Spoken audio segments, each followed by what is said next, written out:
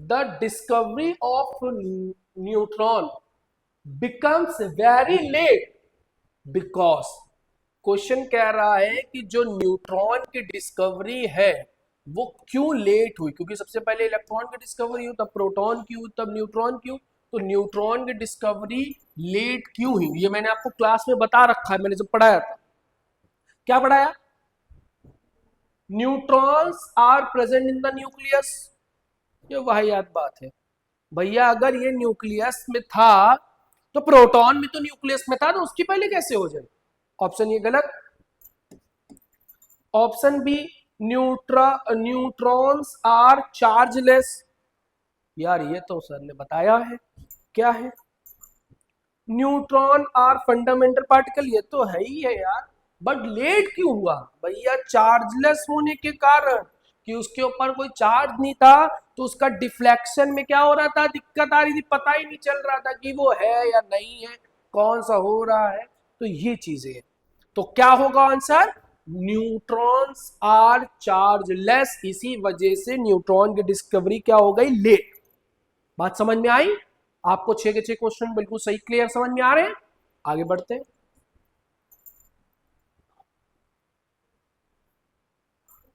आइए, आ जाइए इधर।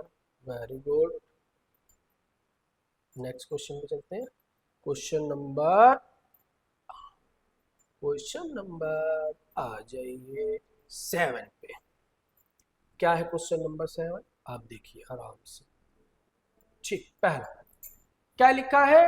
द लाइटेस्ट पार्टिकल इज, इन सब में सबसे लाइटेस्ट पार्टिकल कौन है? तो भैया हम आपको ये बता दे रहे हैं, option B. Option be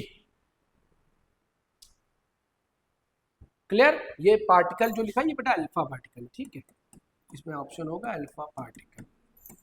alpha particle proton, positron और न्यूट्रॉन में सबसे ज्यादा हल्का मतलब लाइटेस्ट पार्टिकल कौन है? तो उसका नाम होगा पॉजिट्रॉन, ठीक, क्योंकि वो इलेक्ट्रॉन के बराबर होता है H+।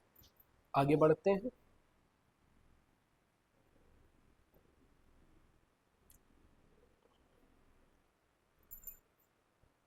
इसमें तो बी ऑप्शन दिख रहा है, और छोटा करना पड़ेगा। ठीक, बात करते हैं। When atom are bombarded with alpha particle, only a few in millions suffered deflection, other passes out undeflected. This is because, कह रहा है जब अल्फा पार्टिकल्स को एटम से पास कराया जाए, तो कह रहा है बहुत से मिलियंस में सफर हुए डिफ्लेक्शंस में, अदर जो भी अनडिफ्लेक्टेड हो गए। क्यों? तो पहला option, the force of repulsion on the moving alpha particle is very small. चलो ये भी मान लेते हैं, ठीक है। The force of attraction between alpha particle and a positive charge electron is very small. चलो ये भी हम लोग मान कर सकते हैं। There is only one nucleus and large number of electrons. चलो ये भी हम लोग पढ़ सकते हैं। या the nucleus occupied much smaller volume compared to the volume of atom. यार ये लाइन तो सर आपने बता रखी है, और यही ऑप्शन सही भी है, क्योंकि छोटा सा न्यूक्लियस होने की वजह से मिलियंस ऑफ क्या है अल्फा पार्टिकल पास हो जा रहे थे, और कुछ जो बिल्कुल क्लोज से गुजर रहे थे वो डिफ्लेक्ट हो रहे थे। और मैंने बताया था कोई 20,000 में से कोई एक था जो टकराकर सीधे वापस आ जा रहा था, जिसको हम लोग बोलते थे बाउंस बैक ना 180 डिग्री पे। तो आंसर क्या होगा इसका? क्यों अनडिफ्लेक्टेड थे और क्यों था? तो आंसर इसका क्या होगा? The nucleus occupies much smaller volume than the atom. Clear? Question number 9।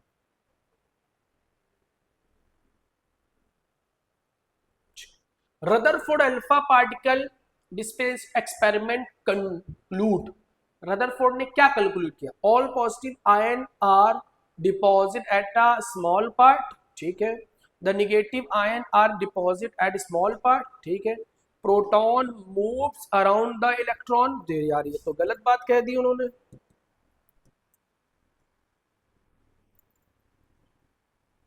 ये तो गलत बात कह दी यार, ये तो बिल्कुल ही गलत है। चलो ये ऑप्शन ही नहीं माना।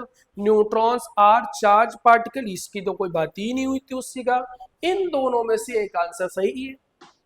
कह रहा है कि all positive ions are deposit at a very small region, या all negative ions are deposit a small part. भैया निगेटिव तो डिपॉजिट ही नहीं होता है। आंसर क्या आ गया? ए। आंसर क्या आ गया आपका? ए। तो ये बढ़िया से आपको तैयार करना है। और मैं कह रहा हूँ थ्योरेटिकल क्वेश्चन ज्यादा टफ होते हैं क्योंकि ज्यादा देर तक पढ़ना पड़ता है। छोटे छोटे एक चार ऑप्शन आएंगे, तो ऑप्शन तो आपको एक आंसर दिखेंगे, वहां पढ़ने में टाइम लगेगा, टाइम कंज्यूमिंग भी और थोड़ा सी क्या होगा, टफ भी होगा। तो ये 9 क्वेश्चन हो गए। 10वां क्वेश्चन पे आते हैं हम लोग। अरे ये तो बहुत अच्छा क्वेश्चन है, ये आप ही का तो फेवरेट क्वेश्चन है, आप लोग को इजी लग रहा है। क्या है? The number of neutrons in a di positive zinc ion with a mass number 70। तो पहले लिख लो, Zn डाई पॉजिटिव मतलब दो पॉजिटिव, इसका मास नंबर 70 है और इसका 30 होता है। तो नंबर ऑफ न्यूट्रॉन्स पूछ रहा है। भैया पॉजिटिव आयन आने से कोई भी फर्क न्यूट्रॉन के नंबर पे नहीं पड़ता, किसके नंबर पे पड़ता है? इलेक्ट्रॉन्स के नंबर पे। तो मैंने क्या बताया था, ए में से जेड माइनस करो, तो कितना आंसर आ जाएगा? 40, क्योंकि न्यूट्रॉन्स का नंबर पूछा है। तो भैया न्यूट्रॉन्स क्या होता है कि एटॉमिक मास और एटॉमिक नंबर के डिफरेंस के बराबर होता है। तो 70 में से 30 गया, बच गया 40। अगर इलेक्ट्रॉन पूछता तो भैया 30 में से 2 गया 28। अगर प्रोटॉन पूछता तो 30। अगर इसमें प्रोटॉन पूछ रहा होता तो प्रोटॉन 30 थे, इलेक्ट्रॉन पूछेगा तो कहेंगे 28 है, और न्यूट्रॉन पूछ रहे कितने हैं? 40। ये तीनों चीजें बता दी मैंने। डन। आगे बढ़ते हैं। An element has an atomic number 11 and mass number 24. What does the nucleus contain? अरे बहुत ही प्यारा क्वेश्चन, और ये आप करेंगे। मैंने कहा कुछ नहीं पता है, तो मैंने कहा ये लिख दिया। एटॉमिक नंबर क्या है? 11। एटॉमिक मास क्या है? 24। और न्यूक्लियस कंटेन लिखा है, तो न्यूक्लियस में प्रोटॉन और न्यूट्रॉन होता है। तो प्रोटॉन की संख्या 11 और न्यूट्रॉन की संख्या 13। तो 11 13 कहाँ दिख रहा है भैया? देखो लिखा है 11 13, 11 13 13, वो तो गलती ऑप्शन है सी। तो आंसर क्या हो गया? ए। क्या ऑप्शन हो गया आपका? ए। आई होप आपको बहुत ही अच्छा समझ में आ रहा होगा।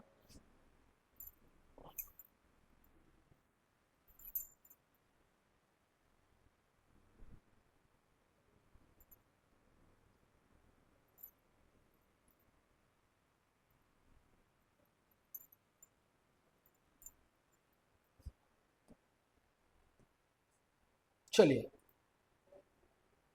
विच of the following pair will have same chemical property? भैया मैंने बताया केमिकल प्रॉपर्टी क्या होता है, तो फंडामेंटल प्रॉपर्टीज होती है जो किस पे डिपेंड करती है? नंबर ऑफ इलेक्ट्रॉन के। मतलब कौन होगा? आइसो इलेक्ट्रॉनिक स्पीसीज, जिसमें क्या होता है, नंबर ऑफ इलेक्ट्रॉन इक्वल होता है, और नंबर ऑफ इलेक्ट्रॉन इक्वल मतलब सेम केमिकल प्रॉपर्टी। तो क्या आएगा option? Number of electron calculate करेंगे हम लोग यहाँ पे, तो यहाँ पे 6 और 7 इलेक्ट्रॉन, यहाँ पे कितना है? 18 19 है। यहाँ पे बात करते हैं ओ डबल माइनस, ओ पे कितने होता है? ओ पे कितना होता है बताइए? तो आंसर क्या हो जाएगा? या सेम नंबर ऑफ इलेक्ट्रॉन, और सेम नंबर ऑफ इलेक्ट्रॉन है तो इसको हम लोग एक चीज और भी तो बोलते हैं भैया, आइसोटोप, जिनकी केमिकल प्रॉपर्टी क्या होती है? सेम होती है, और फिजिकल प्रॉपर्टी क्या होती है? अलग होती है। ये तो टॉपिक भूल ही रहेगा मैंने सोचा अलग अलग ऑप्शन दिया है तो आइसो इलेक्ट्रॉनिक होगा, बट लास्ट ऑप्शन सही हो रहा है जो कि आइसोटोप के अकॉर्डिंग हो रहा है। बात समझ में आई? क्लियर? आगे बढ़ते हैं। 13 नंबर क्वेश्चन जो कि आपसे ये रहा, क्या रहा है? From the data given in the blue ABC, ठीक, what is a correct representation? देखो क्वेश्चन अच्छा है। थोड़ा बनाना पड़ेगा। कह रहा है ऑप्शन ए में एटॉमिक नंबर 11 है बट 10 इलेक्ट्रॉन है। तो भैया मैं मान ले रहा हूं, अभी ये भी कुछ नहीं लिख रहा हूं, एक्स वाई जेड और ओ, ठीक, 0। तो इसका एटॉमिक नंबर कितना है? 11। बट 10 इलेक्ट्रॉन है, मतलब एक कम हुआ होगा, तो भैया पॉजिटिव लगा लो। दूसरे में क्या कह रहा है बी का, तो सॉरी बी का क्या कह रहा है, 6 है, बस 10 इलेक्ट्रॉन है, तो 6 में 4 माइनस 10, तो 10, तो इसमें कुछ नहीं, 10 ही लिख दो, कोई चार्ज नहीं। 9 और 10, तो 9 1। तो ये कहां दिख रहा है आपको? Na प्लस, बिल्कुल सही। C4 plus C neutral 1, option 1। Option 1 देखो, हमने ये नहीं लिख के करा कि क्या, देखो भैया यहाँ पहले एक्स वाई जेड कर लो।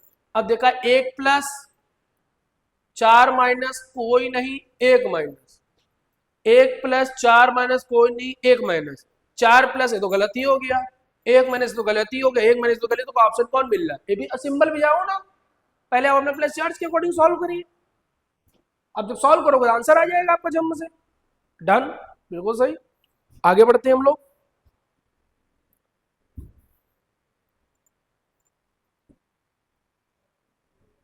The value of Planck's constant is this one. The velocity of light is this one. Which of the following is the closest to the wavelength in a nanometer of a quantum number of lightning of frequency this one? अरे यार ये तो बहुत अच्छा question. क्या निकालना है इसमें, दिया क्या, पहले क्वेश्चन देखो क्या दिया है भैया आपको। प्लैंक कांस्टेंट तो दिया है, वेलोसिटी ऑफ लाइट v दिया है 3 × 10⁸ मीटर पर सेकेंड। और क्या दिया गया है, फ्रीक्वेंसी दी गई है न्यू, न्यू बराबर कितना दिया गया, 8 × 10⁻15। ठीक, क्या निकालना है आपको, which value closest to the, ठीक, आपको फ्रीक्वेंसी निकालना है ना, सॉरी वेवलेंथ निकालना है। लैम्डा बराबर क्या होता है, देखो सॉरी, न्यू बराबर होता है सी बाई लैम्डा। तो भैया लैम्डा बराबर क्या हो जाएगा, सी बाई न्यू। तो सी की वैल्यू कितनी है भैया, सी की वैल्यू कितनी, 3 × 10⁸। न्यू की वैल्यू कितनी है, फ्रीक्वेंसी की वैल्यू 8 × 10⁻15। ये ऊपर जाएगा -7, और 3/8, 3/8 कितना होता है, 3/8 कितना होता है, 8 कट से लेते हैं 24, 3,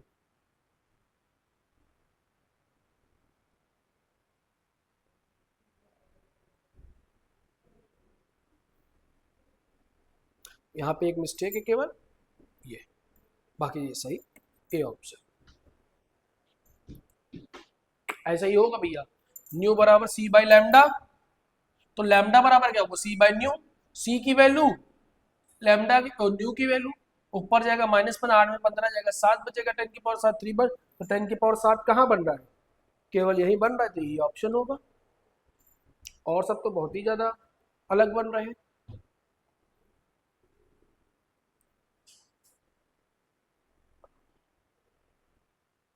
ये भी किस पे है, a de Broglie wavelength of a tennis ball. देखिए जरा, wavelength of tennis ball of mass 60 is moving with velocity, mass दिया गया है 60 और वेलोसिटी दी गई है कितनी, 10 मीटर प्रति सेकेंड। क्या निकालना है आपको, टेनिस बॉल का वेवलेंथ। तो यार ये तो फॉर्मूला लग गया, क्या हो गया आपको, क्या पता, लैम्डा बराबर h/mv होता है ना। h की वैल्यू ऊपर से रखिए, प्लांक कांस्टेंट 6.6 वाली, और m की वैल्यू रखिए जो कि 60 दी गई है, 10 लग दीजिए, जो भी आंसर आए आप कैलकुलेट कर लीजिएगा, तुरंत कैलकुलेट करके बताइए। मैंने अब देखो ऑप्शन दे दिया ना, फॉर्मूला डी ब्रॉगली वाला लगेगा, जम से लगाइए और बताइए, लैम्डा बराबर h/mv करके।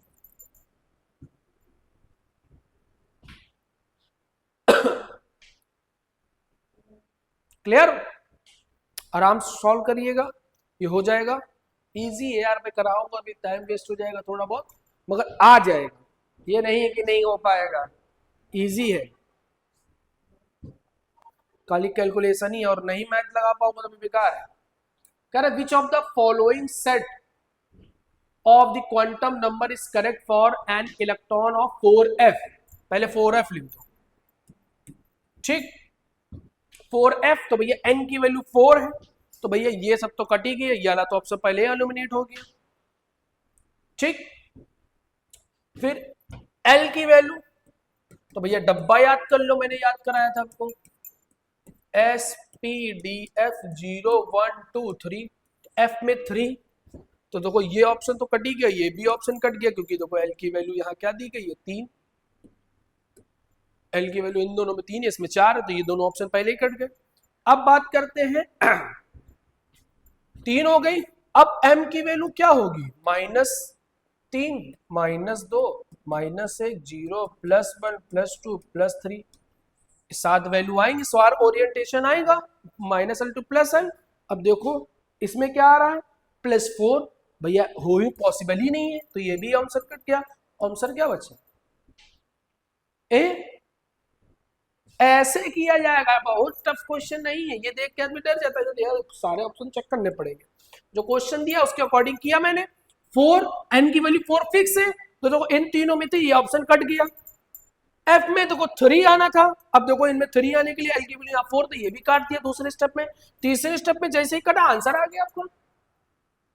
ये क्वेश्चन ऐसे होते, ज्यादा रटने की जरूरत ही नहीं ना, केवल कॉन्सेप्ट समझिए, केवल कॉन्सेप्ट समझना है, रटना नहीं है, ये ध्यान रखिए। पहले क्वेश्चन यहाँ पढ़ लीजिए, विच of the following is not permissible arrangement. Arrangement क्या है, परमिसिबल नहीं है, मतलब रूल के खिलाफ बना हुआ है, उसको कहेंगे, जो तो हम लोग कहेंगे परमिसिबल नहीं है। आओ नीचे आइए बेटे, हाँ, for a electron in atom, बताइए।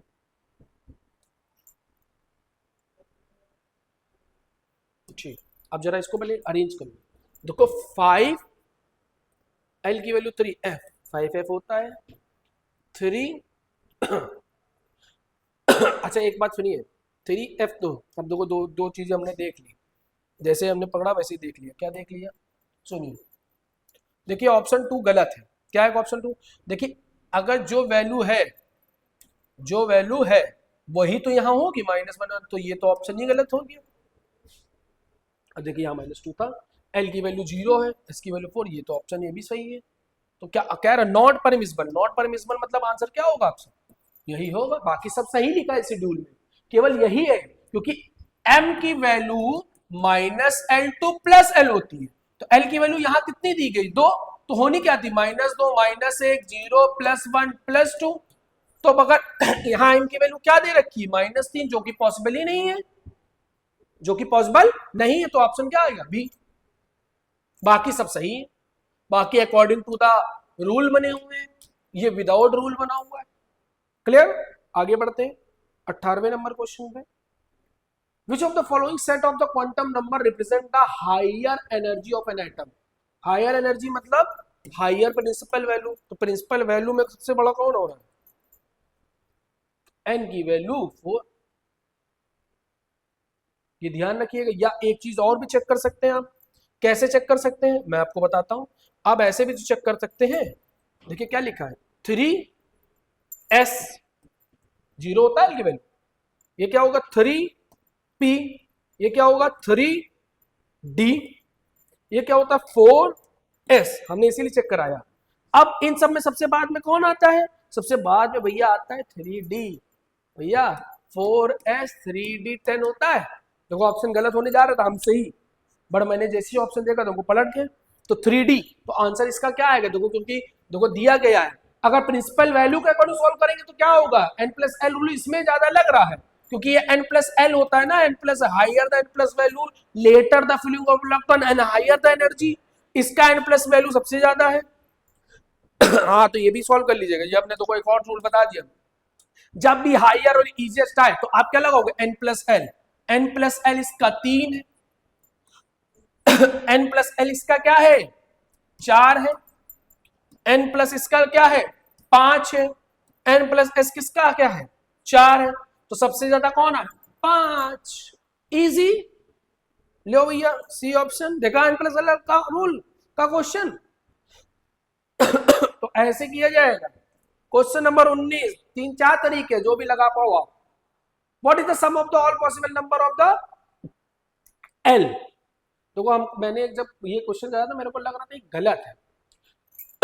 देखो मैं क्वेश्चन करता हूँ, ऑप्शन में गलती है, हम ये पहले ही बता दे रहे, अब जो आंसर आएगा वही निकालेंगे।